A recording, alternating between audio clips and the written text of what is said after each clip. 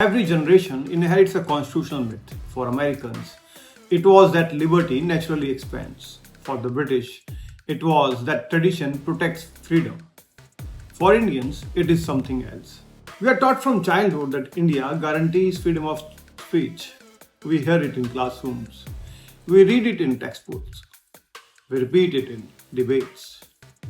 Article 19(1)(a), freedom of speech and expression, a cornerstone of our democracy, a badge of constitutional pride.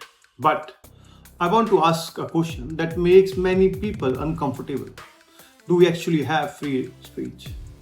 Or do we have something else? As a lawyer who practices in constitutional courts, I have learned that the most important truths are often hidden in the footnotes.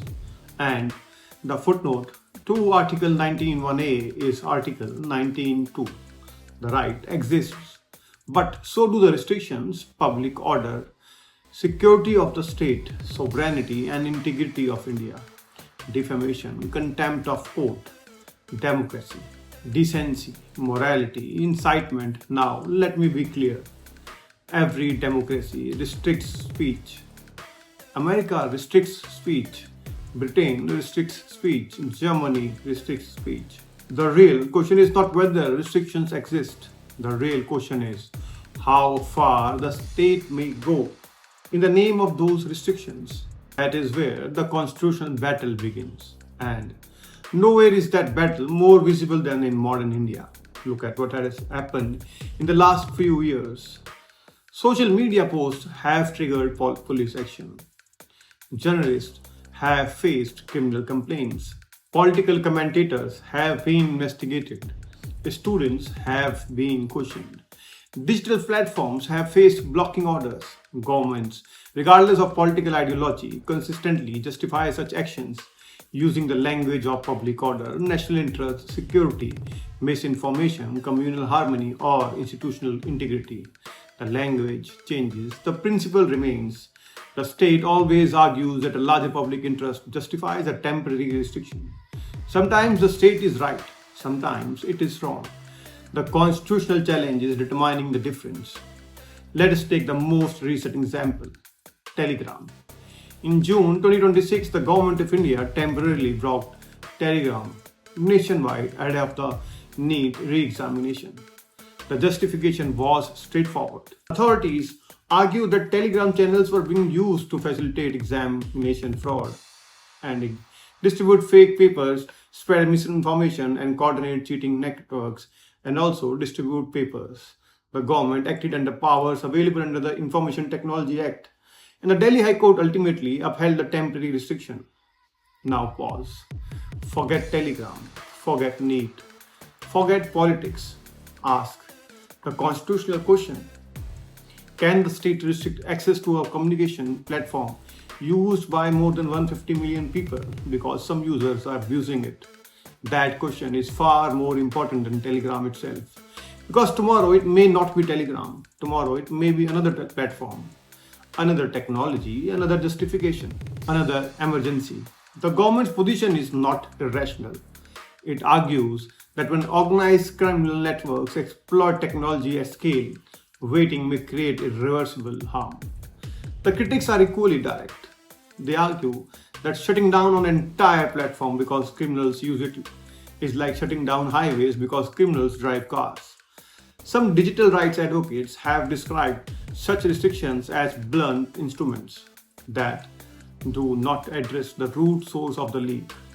Others point out that bad actors can simply migrate to alternative platforms. Both sides raise serious questions. That is exactly why constitutional law exists. Not to pick easy sides, but to balance competing freedoms. Now consider another uncomfortable reality. The greatest threat to free speech is often not censorship, it is self-censorship. The journalist who decides not to publish, the professor who decides not to research, the student who decides not to speak, the citizen who types a post and then deletes it. No notice arrives, no order is passed, no prosecution begins. Fear does the work, and the fear is extraordinarily efficient. A democracy does not become less free only when speech is prohibited. It becomes less free when citizens begin policing their own thoughts. This is why the Supreme Court's free speech jurisprudence matters so much. In Shreya Singhal, the court struck down Section 66A. In Rangarajan, the court rejected the heckler's veto. In Kedar, it attempted to narrow sedition again and again, and the court has reminded us that constitutional rights are not gifts from governments. They are limitations upon governments. The question before India is therefore not whether speech should have limits. Every civilized society imposes limits. The question is different. Are restrictions becoming more precise or more expansive? Are we targeting unlawful conduct or broad categories of expression? Are we strengthening liberty or merely managing it? These are not academic questions. They determine the character of the republic. Because the future of free speech in India will not be decided by one government. It will not be decided by one court. It will not be decided by one ideology.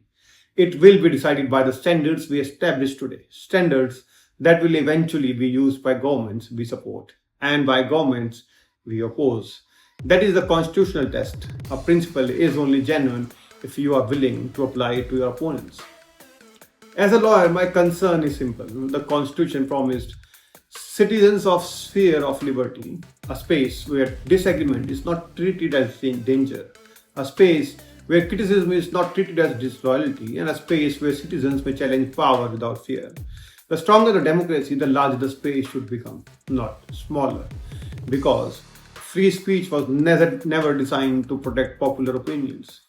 Popular opinions never needed protection. Free speech exists to protect uncomfortable opinions, and that is why every generation must ask the same question. Not whether speech should be free, but whether we are becoming free enough to tolerate it. I am Amod Kumar Bidhuri, and this is The Next Hearing. We will meet again in the next episode.